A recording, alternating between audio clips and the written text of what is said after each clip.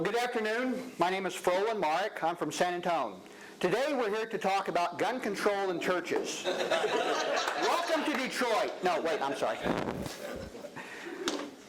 Today I'd like to talk to you folks about model railroad operations. Model railroad operations I'm going to take in three pieces here, so if you bear with me.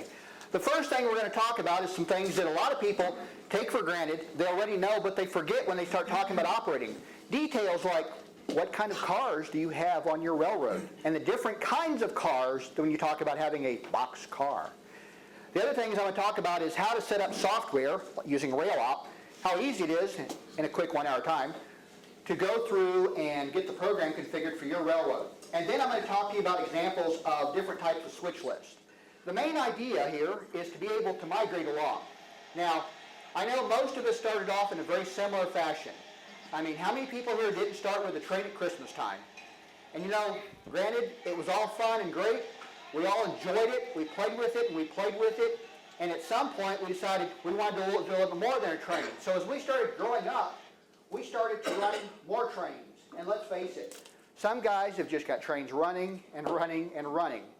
And some guys are running trains around in circles. And at some point, you realize, I'm just running trains in circles. And, well, this is fun.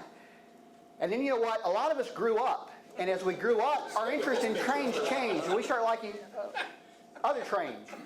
And, okay, how many people didn't see the diesel locomotive in that picture? But when you start talking about trains, you know, you've got all kinds of trains that run. You've got trains that run out across the prairie. You've got people working industrial scenes. You got port scenes. And let's not forget these guys with rail yards. But most of the guys here are narrow gauge or short line people. They're more into railroads running against the environment, short train steam engines. And I don't care whether you like Tweetsie, or whether you like Westside Lumber, whether you like DNRG. The whole idea is they're all trains that run, and they all run for some kind of reason normally. Well, a lot of us here like to have our short, simple, we like a train against the environment. We like the mountains, we like the scenery. We're not into 5 diesels, 100 cars streaming across the flat prairie. We like a little bit more variety. And let's face it, some of us get out there and chase trains. I mean, we've all got our favorite railroad, no matter what it is. And, you know, there are times when just watching our trains run will bring a tear to your eye. And, you know, there's times when it just blows the water in your face.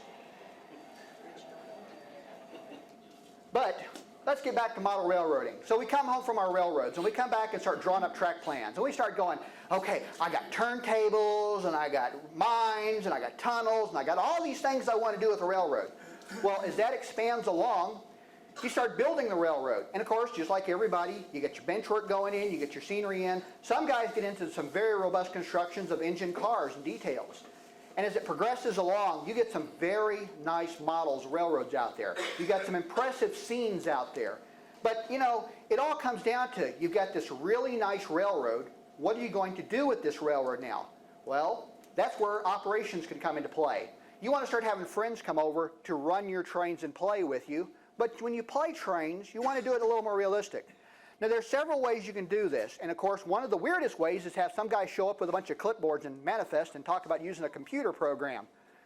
Well, that's what we're going to kind of talk about today. Using your basic home computer, a printer, and being able to generate manifest, switch list, if you will, so that when you turn around and take trains out of the yard, you know which trains you're supposed to start with. You know which cars you're supposed to put in the train. You know where these cars go. You start bringing more logic into it. And I know some people like to keep things a little bit simple, so we're going to take this one piece at a time because the objective is to have fun when you're playing trains. You got to manifest, you got to throttle, you want to run the trains. And the whole idea is, You know, the guy should be sitting there trying to figure out how to switch an industry, not trying to figure out, I can't read Bob's handwriting on this card, and I don't know what to do with these instructions he gave me. So you want to keep it simple, but whenever the crews start off with their trains, they're going to sit there and figure out your panel. They shouldn't have to figure out what cars go. And how are you going to tell them which cars to pull from the yard to put in a train? How are you going to tell them which cars to switch? Well, you can kind of do it the old-fashioned way with handwriting and typewriters, or you use your computer. And using your computer, use a program like RailOp. RailOp is a simple program that was written by Phil Chamberlain well over 15 going on 20 years ago in the Dallas area. It was written to be quite simple and allow you to generate freight traffic for your railroad. It is not going to design your track plan. It is not going to design your operations. It is not going to come up with ways to run your railroad. It is going to let you do that, and it's going to generate the paperwork for you to give your crews to be able to operate the railroad. Now, there's this misconception that first off, you have to have a railroad to operate. Well, that's normally a good starting point, but you don't have to have a completed layout. I've even got a few people in the Yahoo group that just have track plans, and they've used the program, set it up, and played so that they had some kind of feeling for how well their railroad would operate once they actually get it built. And I built my layout, my upper level of Silverado. I was on a flight to El Paso looking at the plan, and I realized I got a mine over here, and I got a mine over here, and I got a mine. Where do my cattle cars go? Where do my tank cars go? Where does everything else go? I got plenty of places for mine. So as you start getting a little more robust in your planning, you got to think about that. And let's face it, we've all looked at a sheet of plywood circle or loop layout, and at some point you realize you're back to running circles. And even though you got a few switches, you really can't operate that railroad. You're just running around in circles.